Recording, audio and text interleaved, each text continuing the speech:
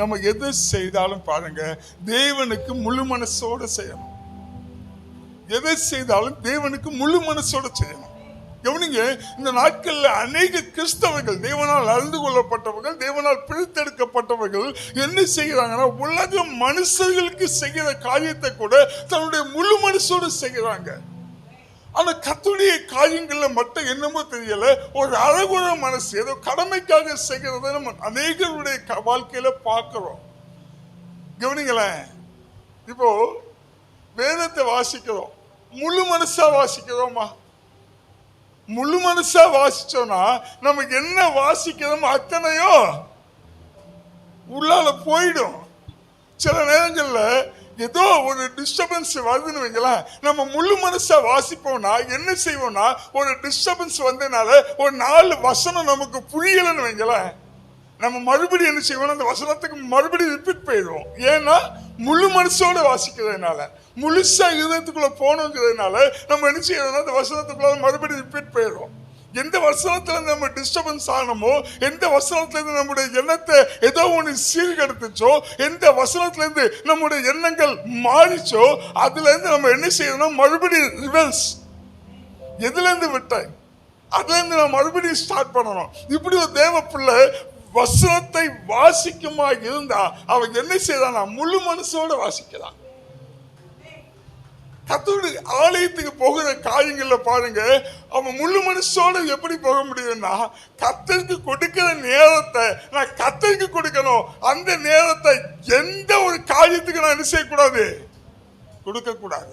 இதான் முழு மனசு. பாருங்க, சில நேரங்கள்ல சிலர் வந்து ஜெபம் பண்ணுவாங்க. பாருங்களேன், 6 மணிக்கும் ஜெபம் பண்ணுவாங்க, 1/4 மணிக்கும் ஜெபம் பண்ணுவாங்க, 1 மணிக்கும் ஜெபம் பண்ணுவாங்க. அவங்க ஜெபம் பண்ணி முடிச்சு வந்த உடனேயே வெளியே என்னெல்லாம் கதை பேசுமோ அத்தனையும் சொல்லுவாங்க. ஏன்னா பாதி மனசு எங்க போயிட்டு இருந்துச்சு, ஜெபத்துல போயிட்டு இருந்துச்சு. மீதி மனசு எங்க போயிட்டு இருந்துச்சுன்னா, தன்னை சுத்தி இருக்கிற சூழ்நிலையை உள்வாங்கி கொண்டிருந்துச்சு. ஹல்லேலூயா. அப்ப கவனிங்க, நம்ம ஜெபிக்கிறதா இருந்தாலும் சரி, ஆராதிக்கிறதா இருந்தாலும் சரி, நம்ம என்ன செய்யணும்னா முழு மனசோட நீங்க இந்த உலகத்தை உங்களை முழுசா கொடுத்தீங்களோ இல்லையோ, இந்த உலக மனுஷங்களுடைய காரியங்கள்ல உங்களை முழு மனசோட கொடுத்தீங்களோ இல்லையோ, தயவு செய்து கர்த்தருடைய காரியங்களுக்கு உங்களை முழுசா கொடுங்க. முழு மனதோடு கர்த்தருடைய காரியங்களை செயல்படுங்க. கர்த்தருடைய காரியங்களை உங்க முழு மனதோடு ஏற்றுக்கொண்டு முழு மனதோடு செயல்படும்படியாய் உங்களை நீங்க ஒப்பு கொடுத்தீங்கன்னு உங்க வாழ்க்கையில எந்த சறுக்கலும் உண்டாகாது, எந்த வழுக்கலும் உண்டாகாது, எந்த போராட்டங்களும் உண்டாகாது. ஹல்லேலூயா. அப்போ தேவ சமூகம்னு வந்துட்டுனா என் மனசு முழுசா அவர்தான் ஐயா.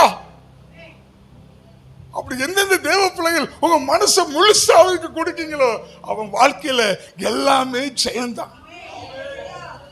2 நாளாகமம் புஸ்தகம் 25வது அதிகாரம், 25வது அதிகாரத்தை முதல் வசனம் 2வது வசனத்தை மைக்கில் ஒரு வாசிங்க. அமத்சியா 25ஆம் வயதிலே ராஜாவாகி 25வது வயதிலே ராஜாவாகி 29 வருஷம் எருசலேமில் அரசாண்டான். அமத்சியா ராஜா. எருசலேம் நகரத்தாளாகிய அவனுடைய தாயின் பேர் யோவாதானாள். அவன் கர்த்தரின் பார்வைக்கு செம்மையானதை செய்தான். நல்லா கவனிங்க, வசனம் என்ன சொல்லுது?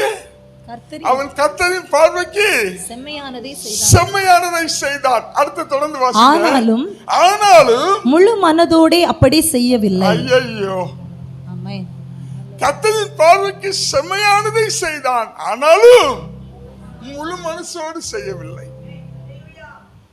கவனிங்களா, இவன் கர்த்தருடைய பார்வைக்கு செம்மையானதை செய்தான் வசனம் சொல்லுது. ஆனா என்ன செய்தானா, தன்னுடைய முழு மனதோட செய்யல.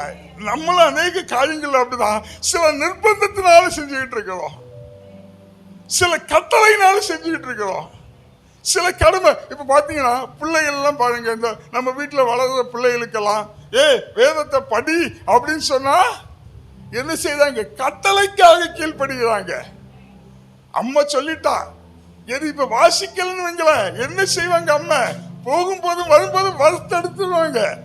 அதனால என்ன செய்யணும், வாசிக்கணும். இப்ப கவனிங்க, இந்த பிள்ளை வசனம் வாசிச்சுட்டே இருக்கும்போது அவங்க அம்மாங்கிறதுக்கு என்ன சொன்னாலும் எல்லாம் உள்ள போகுது. அப்ப என்ன செய்யல? முழு மனசோட வாசிக்கல. கடமைக்காக சில காரியங்கள் பாருங்க. இந்த அமத்சியா என்ன செஞ்சான? கர்த்தருக்கு பிரியமானதை செய்தானா? அதை என்ன செய்யலையா? அமத்சியா மட்டுமல்ல, அமத்சியாவுடைய அப்பா இருக்காரு பாருங்களேன். அமத்சியாவுடைய அப்பாவும் இதான். அமத்சியாவுடைய அப்பாவை பார்க்கணும்னா 24வது அதிகாரம் முந்தின அதிகாரத்துக்கு போக அந்த முதல் வசனம் 2வது வசனத்தை ஒன்று வாசிக்கலாம். யோவாஸ் ராஜாவாகிற அப்பா பேர் நல்ல கவனிங்க. நான் கொஞ்சம் சரித்திரத்தோட போவேன். யோவாஸ் அமத்சியாவுடைய அப்பா ராஜாவாகிற போது 7 வயதாயிருந்து. எத்தனை வயசா இருந்தானா? 7 வயதா இருந்தானா? 40 வருஷம் எருசலேமில் அரசாண்டான். கவனிங்க, இந்த யோவாஸ் அமத்சியாவுடைய அப்பா 40 வருஷம் ராஜ்யபாரம் பண்ணி இருக்கான். தொடர்ந்து அடுத்த வசனம் வாசிங்க. பெயர்சபா பட்டணத்தாளான அவன் தாயின் பெயர் சிபியாள். ஆசாரியனாகிய யோய்தாவின் நாளெல்லாம் யோவாஸ் கர்த்தரின் பார்வைக்கு செம்மையானதை செய்தான். முடிஞ்சு போச்சு. பாருங்க, ஒரு ஆசாரியன் இருக்கிறான்.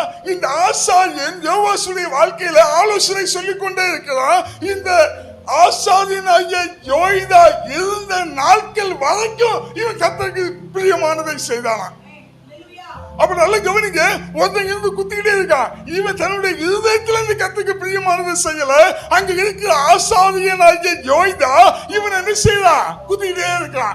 இதை செய், நீ ஆலயத்தை கட்டு, ஆலயத்தை மறுபடியும் செம்மையா எடுத்து கட்டு, ஆலயத்துக்கு தேவையான பொக்கிஷங்களை பண்ணு, ஆலயத்துக்கு தேவையான இந்த பாத்திரங்கள்லாம் நீ செய், நீ ஜனங்களுக்கு இருந்து காணிக்கையை வாங்கு, நீ கர்த்தருடைய காரியத்தை இப்படி செய், கர்த்தருடைய ராஜ்யத்தை இப்படி கட்டு, கர்த்தருடைய ஆலயம் இடிந்து போய் கிடக்கலாம், இதெல்லாம் மறுபடி புதுசா செப்பனிடு அப்படின்னு சொல்லி இந்த யோவாசுக்கு ஆசாரியை சொல்லி 40 வருஷம் ராஜ்யபாரம் பண்ணானா. 40 வருஷமும் ஆசாரியன் சொன்னா இவன் செஞ்சான். என்ன செய்யல? இதயத்துல இருந்து முழு மனசோட செய்யல.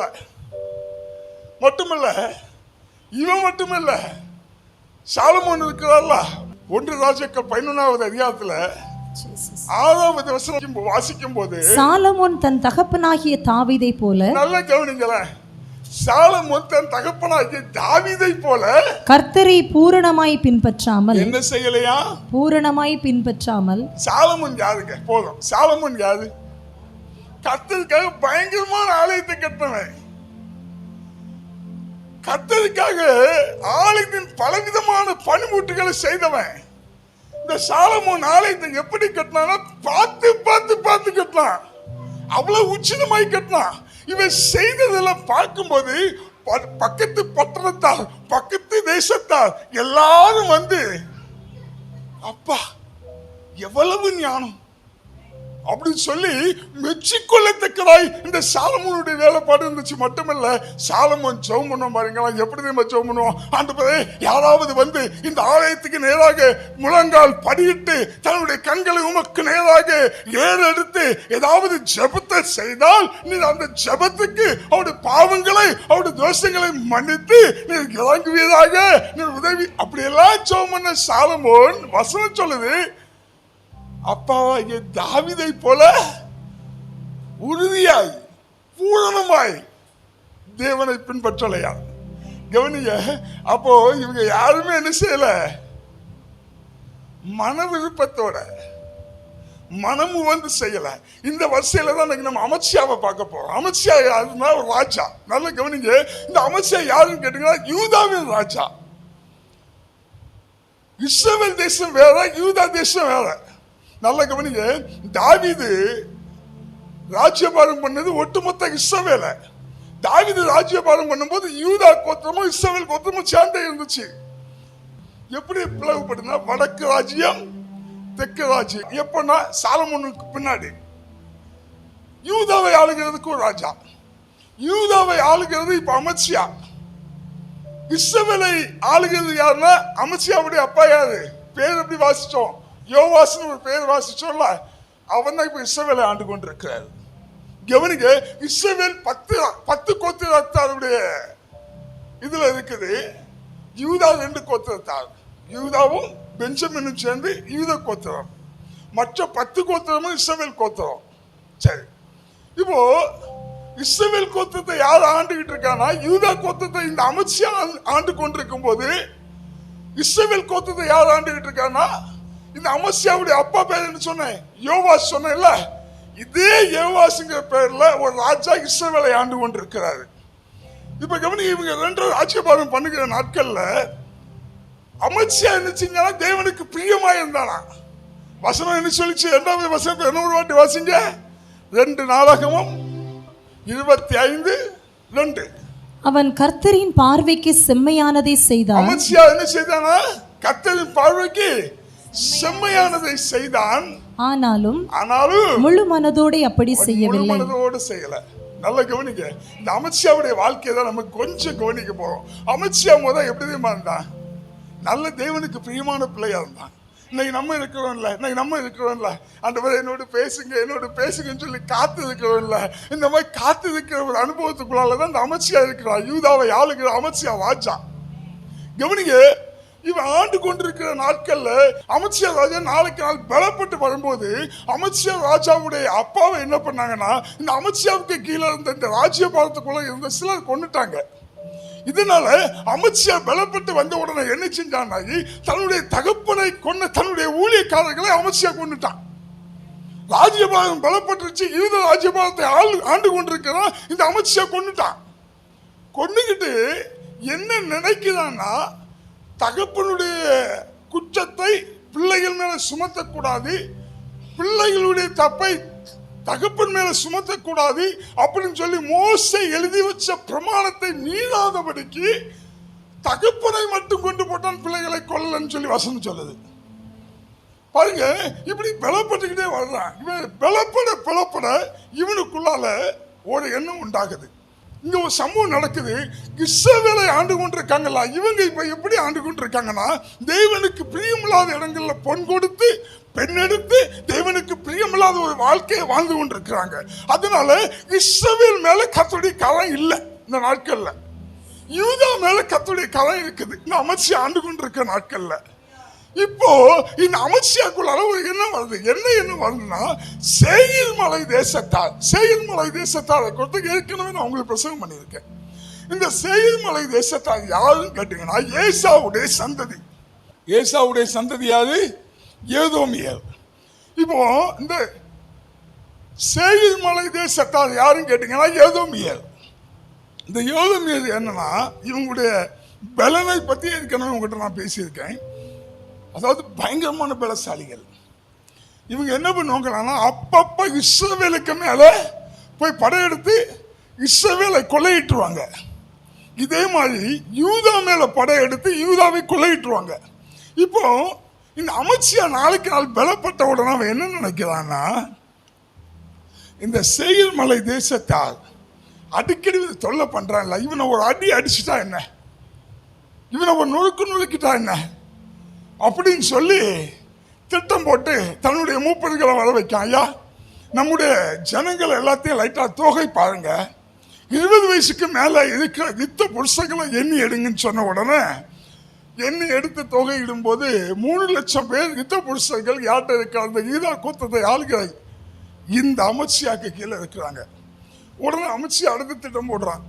மூப்பர்களை வைத்து இந்த 3 லட்சம் பேர்த்தை கொண்டு சேயீர் மலை தேசத்தால் இந்த ஏதோமியரை அடிச்சலாமான்னு சொல்லி பிளான் பண்ணும்போது எல்லாரும் சொல்றாங்க இதெல்லாம் பத்தாது அப்படின்னு. அப்ப ஒரு ஐடியா போடுறாங்க. என்னன்னா, இஸ்ரவேல் இருக்குல்ல, இந்த 10 ராஜ்யத்தை ஆளுகிறான்ல யோவாஸ், இவன்ட்ட ஒரு டீல் பேசுறாங்க. என்ன டீல் பேசுறாங்கன்னா, நீ ஒரு 1 லட்சம் யுத்த வீரர்களை எனக்கு தா.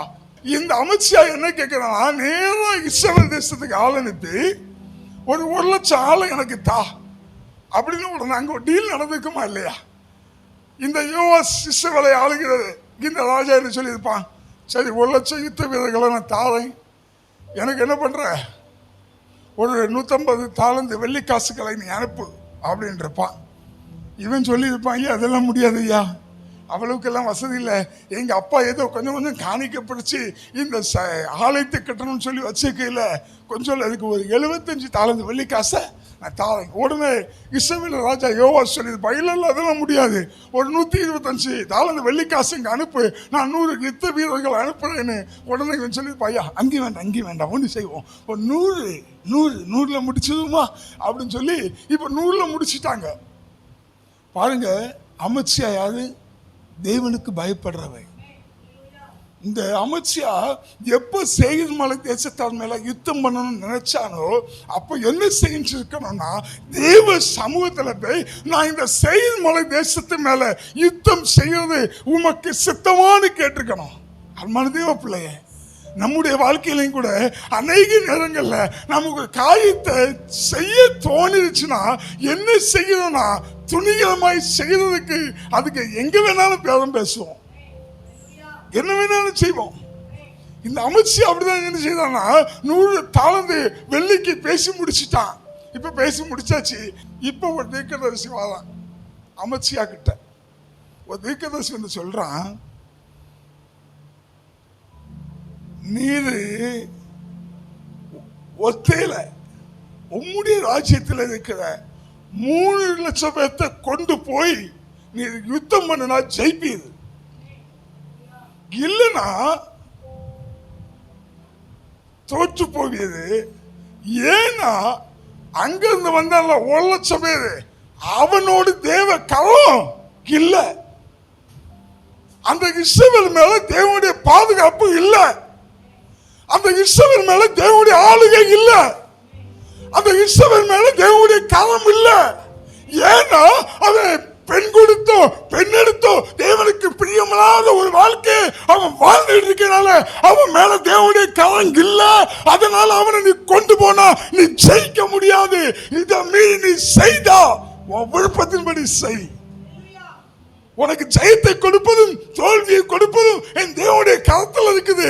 அதனால என் சத்தத்துக்கு செவி கொடுத்து திருப்பி அனுப்புனா நீ ஜெயிப்ப. இப்ப இவன் கேட்கிறான், பாவம் போல கையை கட்டிக்கிட்டு, ஐயா இந்த 100 பேர்த்த இங்க கொண்டு வர்றதுக்கு, சாரி 100 இல்லை 1 லட்சம் பேர், இந்த 1 லட்சம் பேர்த்த இங்க கொண்டு வர்றதுக்கு நான் 100 வெள்ளி தாளந்துகளை கொடுத்திருக்கிறேன் அப்படின்னு. உடனே இந்த தீர்க்கதரிசி சொல்றாரு, அதெல்லாம் விட்டுப்பா, அதை விட மேல கர்த்தர் உனக்கு செய்வாரு அப்படின்னு அமத்சியாவுடைய கீழ்ப்படுதல் என்ன பண்றானா, நேரம் இஸ்ரவேல்ல இருந்து வந்த அந்த பலவான்கள்ட்ட போய் யுத்த புருஷர்கள்ட்ட போய் சொல்றான், நீங்க என்ன பண்ணுங்க, யாருப்பா வந்தீங்க, இஸ்ரவேல்ல இருந்து யுத்த புருஷர்கள் யார் இருக்கீங்க, முன்னாடி நிக்கிறான். உடனே அமத்சியா சொல்றான், நீங்க எல்லாம் வீட்டுக்கு போலாம். ஏன் யுத்தம் இல்லையா? யுத்தம்லாம் இருக்குது, யுத்தம்லாம் உண்டு, நீங்க போலாம். இந்த 100 பேரும் எரிச்சல் ஆயிட்டான். என்ன ஏன் எரிச்சலானா, சாரி இந்த 1 லட்சம் பேரும் டென்ஷன் ஆயிட்டான். ஏன் தெரியுமா? யூதாராஜு சொல்ல, நீங்க எல்லாம் யுத்தத்துக்கு வர வேண்டாம், தெரிஞ்சு போங்க. இவனுக்கு எல்லாம் பிக்ஸ் ஆயிட்டான். பொண்டாட்டி போய் என்ன கொடுக்கறது, யுத்தம் பண்ணாலும் அவன் உடமைகளை என்ன செய்யலாம், புடுங்கிட்டாவது பொண்டாட்டி கொண்டு கொடுக்கலாம். இங்க ஒண்ணுங்களையும் சொல்லி கோபத்துல திரும்பி போகும்போது யூதா தேசத்துல 3000 பேர்த்த அடிச்சு புடிங்கிட்டு போயிட்டான் கோபத்துல. இப்ப கவனிங்க, இவன் போயிட்டான். இப்ப அமத்சியா என்ன செய்யறான் தெரியுமா, சரி நீங்க தீர்க்கதரிசி சொல்லியாச்சு, நாங்க மட்டும் தான் யுத்தத்துக்கு போனோம், 3 லட்சம் பேர் தான் யுத்தத்துக்கு போனோம், சரி நாங்க யுத்தத்துக்கு போறோம்னு சொல்லி போய் உப்பு பள்ளத்தாக்குல யுத்தம் செய்தானா. வசனத்தை கொஞ்சம் கவனிச்சுக்கிடுங்க, இல்லைன்னா வீட்டுல போய் வாசிங்க. உப்பு பள்ளத்தாக்குல யுத்தம் செய்யும் போது என்னது செஞ்சானா, அந்த பள்ளத்தாக்களையே 15000 பேர்த்த கொண்டு போட்டாங்க. 3 லட்சம் பேர் போய் அந்த பள்ளத்தாக்குல 15000 பேர்த்த கொண்டுட்டு மீதி ஒரு 15000 பேர்த்த பிடிச்சு என்ன செஞ்சாலும் அந்த மலைக்கு மேல கொண்டு போனானா.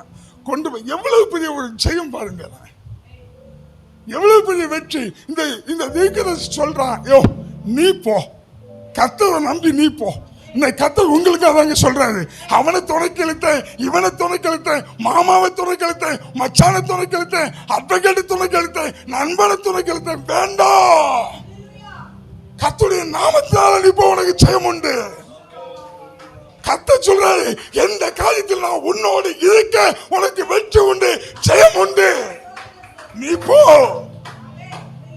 அனுப்புகிறது கர்த்தர் அல்லவா? அனுப்புகிறது தேவன் அல்லவா? தேவனுடைய நாமத்துல நீ எங்க போனாலும் உனக்கு ஜெயம்தான். இந்த அமர்சியா 15,000 பேர்த்த உப்பு பள்ளத்தாக்கில வெட்டிட்டான். மீதி 15,000 அதையும் சில தப்பா சொல்றாங்க. சரி, நமக்கு தேவையில்லை. மீதி 15,000 பேர்த்த மலைக்கு மேல கொண்டு போய் என்னதையுமா செஞ்சானா? தள்ளு. 1 எங்க மலைக்கு மேல கீழே தள்ளுறான். 5, 10, 50, 100, 500, 5000, 10,000, 15,000. 15 பேர்த்த கீழே உப்பு பள்ளத்தாக்கில வெட்டுறான். 15 பேர்த்த மலைக்கு மேல கொண்டு போய் அங்கேருந்து பிடிச்சு தள்ளுறான். எண்ணி 15,000 பேர். ஆக மொத்தம் பெரிய ஜெயம், பெரிய வெற்றி. வந்தான். வரும்போது என்னதையுமா செஞ்சானா? அவன் கும்பிட்டான்ல, அந்த தெய்வத்தை எல்லாம் அள்ளிட்டு வந்துட்டான். சும்மா வரல, அவன் கும்பிட்டு இருந்தான்ல, அந்த தெய்வத்தை எல்லாம் அள்ளி கொண்டு யூத ராஜ்யத்துல வச்சு, யூத ராஜ்யத்துக்குள்ளால அந்த தெய்வத்துக்கு பலிபீடத்தை கட்டி, அந்த தெய்வத்துக்கு ஆராதனையை போட்டு, அந்த தெய்வத்துக்கு முன்னாடி அடிபணிஞ்சு தொழுது கொண்டானா. நல்ல கவனிங்க. இதான் சொல்லும் பாருங்க. வேதம் சொல்லுது, அந்நிய விக்கிரகத்தை என்ன செய்யக்கூடாது, ஆராதிக்க கூடாது. அந்நிய விக்கிரகங்கள் முன்னாடி நீ தலை வணங்க கூடாது.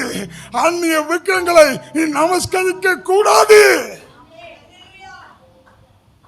நமச்சியா அந்நிய தெய்வங்களை கொண்டு வந்து அதை வழிபட ஆரம்பிச்சா. உடனே ஆண்டவர் நினைச்சுதான் வந்து கதசி அனுப்பினாரு. அது வந்த தீர்க்கதரிசிக்கும் பேரும் இல்லை, அட்ரஸ் இல்லை, ஒன்றும் இல்லை. பாருங்க, எப்பெல்லாம் நீங்க கொஞ்சம் தேவ சமூகத்தை விட்டு கொஞ்சம் விலகுறீங்களோ அப்பெல்லாம் கர்த்தருடைய ஊழியக்காரனை கொண்டு அல்லது கர்த்தருடைய வார்த்தையை கொண்டு உங்களோடு பேசுவார். அதுக்கு செவிசாய்க்குமாக இருந்தா, அதுக்கு இடம் கொடுக்குமாக இருந்தா, உன் வாழ்க்கை நல்லா இருக்கும், உன் வாழ்க்கை ஜெயமா இருக்கும். உன் வாழ்க்கையிலிருந்து கர்த்தர் ஒருபோதும் உன்னை விட்டு கொஞ்சம் கூட விலகி போக மாட்டாரு. உன்னை மேன்மைப்படுத்தி அழகு பார்க்கறதுல என் தேவனுக்கு நிகழ் என் தேவன் தாயா. கவனிங்க. இப்போ அமைச்சியா அவங்க விக்கிர ஆராதனை பண்ண உடனே ஆண்டவர் தீர்க்கதரிசி அனுப்புறாரு. இந்த தீர்க்கதரிசி சொல்றான், நீ யுத்தம் பண்ண போன, உனக்கு விரோதமாய் இருந்த அந்த சேகர் மலை தேசத்தால காப்பாற்ற தெரியாததெல்லாம் நீ கொண்டு வச்சு கும்பிடுறியே. உன் தெய்வன் வல்லமையுள்ள தேவன். ஆனா அது லொட்டு லொசுக்கு மண்ணு. அது கண்ணிருந்தும் காணாது, காதிருந்தும் கேளாது, மூக்கிருந்தும் முகராது, வாயிலிருந்தும் பேசாது. அவனுடைய ஜனத்தையே அது தப்பு வைக்காது. அப்படிப்பட்டதை கொண்டு வந்து ஜீவனுள்ள தேவனை ஆராதிக்கிற நீ அதை வச்சு வணங்கலாமா அப்படின்னு உடனே முதல் தீர்க்கதரிசி அமைச்சு என்ன செஞ்சா, சொல்லுங்க சாமி, சொல்லுங்க பாஸ்டர், அப்படியா அந்த 1,00,000 பேர் வேண்டாமா, அந்த 100 வெள்ளிக்காசு கிடைக்காதா, நீங்க சொல்றதுபடியே நான் செய்கிறேன் சாமி அப்படின்னு சொல்லி பாஸ்டருக்கு 100 தலை வணங்கினவன் இப்போ ஒரு பாஸ்டர் வராது, இப்போ தீர்க்கதரிசி வராது. அமைச்சியா நீ செய்வது தவறு. அவர்களை அவருடைய கைக்கு தப்பிக்க போனாத தெய்வனை கொண்டு நீ ஆராய்த்து கொண்டிருக்கிறாய் சொன்ன உடனே, ஓய் நீ யாரையா, நீ எங்கிருந்து வந்த, ஒழுங்கா வாழை சூட்டிட்டு ஓடி போயிரு, இல்ல வம்படியா வெட்டுப்பட்டு செத்து போயிடுவேன். ஒரு மரத்தல். உடனே அந்த சொல்வாரு, தன்னோட அவன் இப்படி பேசின போது ராஜா அவனை நோக்கி, உன்னை ராஜாவுக்கு ஆலோசனைக்காரனாக வைத்தார்களோ, அதை விட்டுவிடு, நீ ஏன் வெட்டப்பட வேண்டும் என்றார்.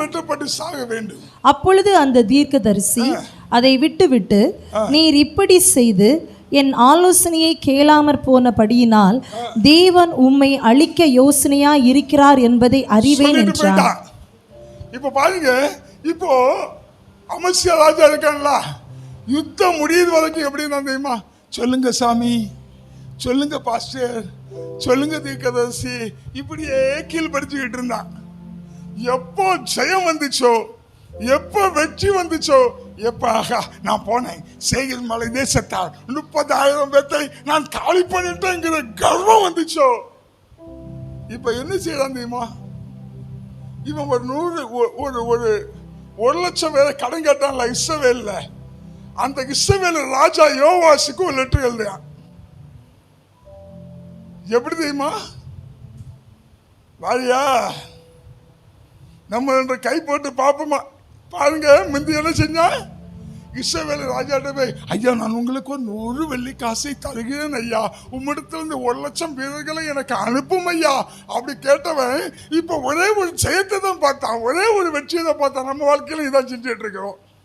ஏதாவது உள்ள ஜெயிச்சுட்டோம்னா நான் யாரு, என் வீரம் என்ன, என் திறமை என்ன, என் தாளந்துகள் என்ன, இப்படியெல்லாம் ரொம்ப தலைக்கு உருவத்தில் ஆடுறோம்ல.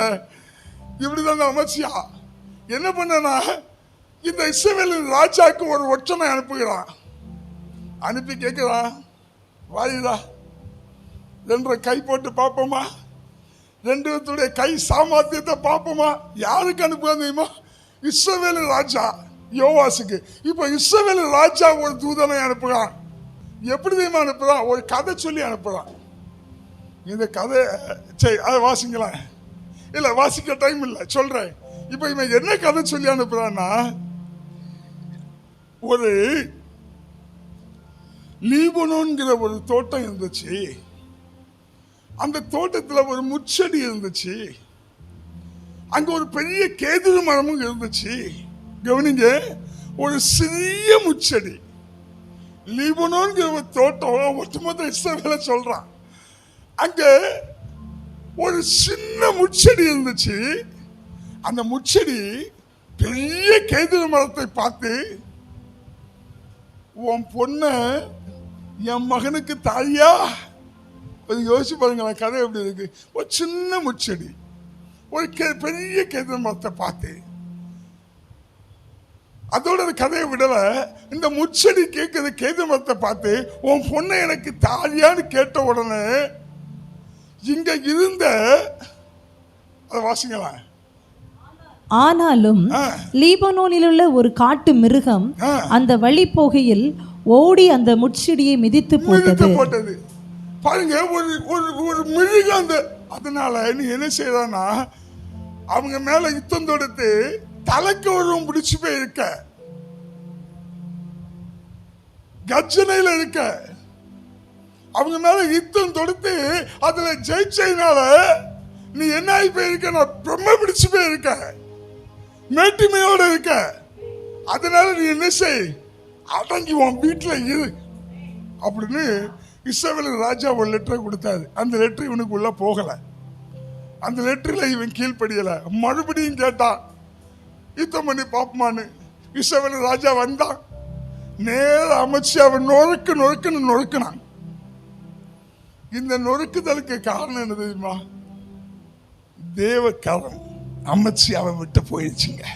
பக்கத்துல சொல்லுங்க, எப்ப மேட்டிமை வருதோ, எப்ப கர்வம் வருதோ, எப்ப பெருமை வருதோ, எப்ப உனக்குள்ளால தலக்கணம் வருதோ, பக்கத்துல நல்லதான் சொல்லுங்களேன், உனக்குள்ள தலக்கணம் வேண்டாம்.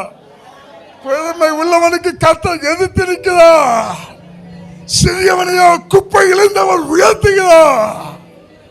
நல்ல கவனிங்க, இவனுடைய பெருமையினால வந்து அடிச்சா இஸ்ரவேல் ராஜா சுக்குநூறு ஆக்கிட்டான். அடிச்சு இவனை மாடுகளுக்கு இழுத்துக்கிட்டே போனா. இந்த யூதா ராஜ்யத்துக்குள்ளதான் எருசலேம் ஆலயம் இருக்கு, இதெல்லாம் மறக்க கூடாது. அமைச்சாவ அப்படியே அடி தவிர்த்து இழுத்துட்டு வாரான்.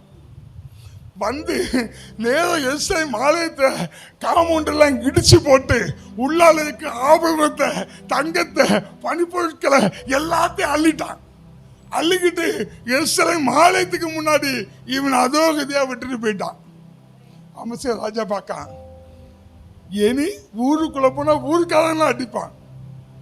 ஒண்ணு புரிஞ்சுடுங்க, கிருபை உங்களை விட்டு போயிட்டுனா வரவன் போறவன் எல்லாம் அடிப்பான். போது முன்னாடி நீ நிற்க முடியாது. ஒருபோதும் கிருபையை இழந்து போகாது. எதை செய்தாலும் மனப்பூர்வமா செய்யு. நீ எதை செய்தாலும் மனப்பூர்வமா கர்த்தருக்கு செய்தா ஒரு நாள் இந்த கிருபை உன்னை விட்டு விலகாது. கர்த்தருடைய கரம் உன்னை விட்டு விலகாது. கர்த்தர் உன்னோடு இருப்பார். நீ செய்வதெல்லாம் வாய்க்கும். நீ செய்வதெல்லாம் சித்தி வரும். நீ செய்வதெல்லாம் ஜெயிக்கும். நீ செய்வதெல்லாம் வெற்றியாகும். கர்த்தர் உன்னோடு இருக்கணும். அப்ப பாருங்க, ஒவ்வொரு நாளும் நீங்க உங்களை தியானிக்கணும். அவருடைய வார்த்தைக்கு கீழ்ப்படுகிறதா? அமைச்சியா பாருங்க, கீழ்ப்படிஞ்சான்.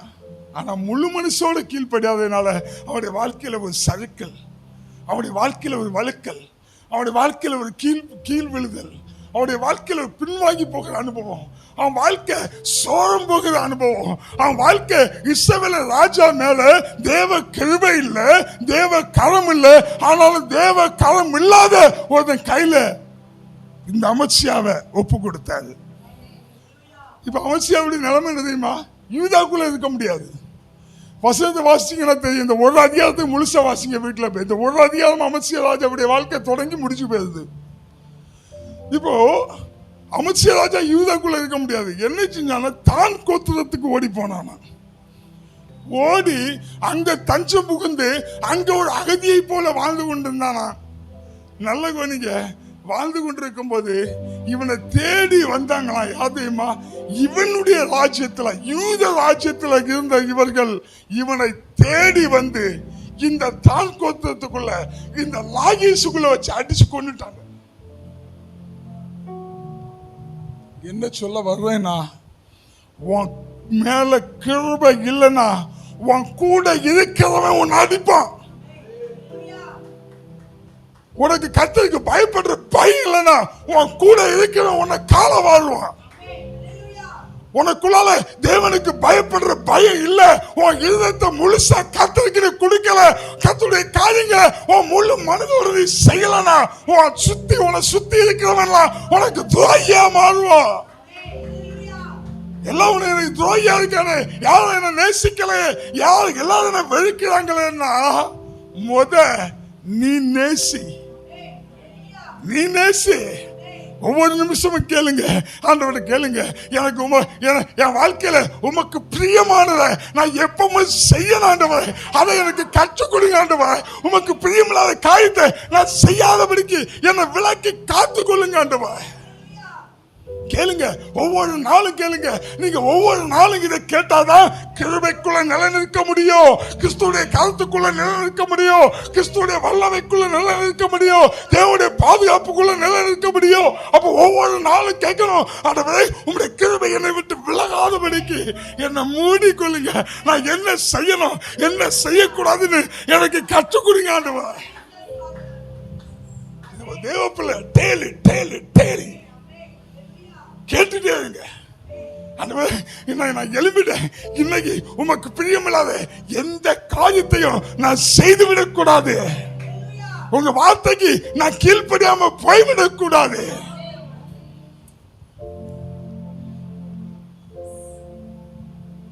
உங்களுக்கு ஒரு பாட்டு சொல்லி தரவா? டெய்லி காலையில் எழுப்பின இந்த ஒரு பாட்டையே பாடுங்க. உமக்கு பிரியமானதை செய்ய எனக்கு கற்று தாரும் தெய்வமே, உமக்கு பிரியமானதை செய்ய எனக்கு கற்று தாரும் தெய்வமே. ஒவ்வொரு நாள் அதிகாலையில் எழும்புவ தேவ பிள்ளை ஆண்டவரை பார்த்து, ஆண்டவரே எனக்கு உமக்கு சித்தம் இல்லாத எந்த காரியத்தை நான் செய்யக்கூடாது, நான் பார்க்க கூடாது, நான் பேசக்கூடாது, நான் சிந்திக்க கூடாது. இன்னைக்கு முழுதும் உமக்கு பிரியமானதை நான் சிந்திக்கத்தக்கதா என்ன உங்க பிரியத்தினால மூடுங்க. உமக்கு சித்தமானதை செய்ய, உமக்கு பிரியமானதை செய்ய எனக்கு கற்றுக் கொடுங்க ஆண்டவரே. நான் பேத ஆண்டவரே, நான் ஒண்ணு இல்லை, உங்க சமூகத்துல என்னை அர்ப்பணிக்கிறேன். என் முழு மனசோட, என் முழு மனசோட ஒவ்வொரு நாள் சொல்லுங்க, நான் முழு மனசோட அர்ப்பணிக்கிறேன். என் முழு மனசோட உங்க சமூகத்தை தேடுறேன். என் முழு மனசோட நான் வேதத்தை தியானிக்கிறேன். என் முழு மனசோட உங்க ஆலயத்துக்கு நான் வருவேன். என் முழு மனசோடு உங்களை ஆராதிக்கிறேன். என் முழு மனசோடு நான் உங்களை பார்க்கலாண்டுவேன். தேவ பிள்ளை, எப்பவும் என் முழு மனசு நீங்க தான் ஐயா. அப்படி மட்டும் நீங்க அன்பு செலுத்தினீங்கன்னு வைங்களேன், உங்களை சுத்தி இருக்கிறவங்க எல்லாவனும் உங்களை நேசிக்க ஆரம்பிச்சிருவான். உங்க வாழ்க்கையில துரோகம் இருக்காது, உங்க வாழ்க்கையில ஏமாற்றம் இருக்காது, உங்க வாழ்க்கையில புறங்குறுதல் இருக்காது, உனக்கு விரோதமா எதிரி எழும்ப முடியாது. ஏன்னா நீ தேவனை நேசிக்கிறவன். உனக்கு விரோதமாய் ஒருவனும் உன் மேல கை போட முடியாது. ஒருவனும் உனக்கு விரோதமாய் சாப வார்த்தைகளை பேச முடியாது. ஒரு பிள்ளை சிறிய கட்டுகளும் உன் முன்னாடி நிற்க முடியாது. ஆதியில கொண்டிருந்த அந்த அன்பை, அந்த வைராக்கியத்தை, அந்த முழு மனுஷ கர்த்தருக்கு கொடுப்பனா. இப்ப சொல்ற எந்த வியாதியும் உன்னை அணுகுவது இல்லை.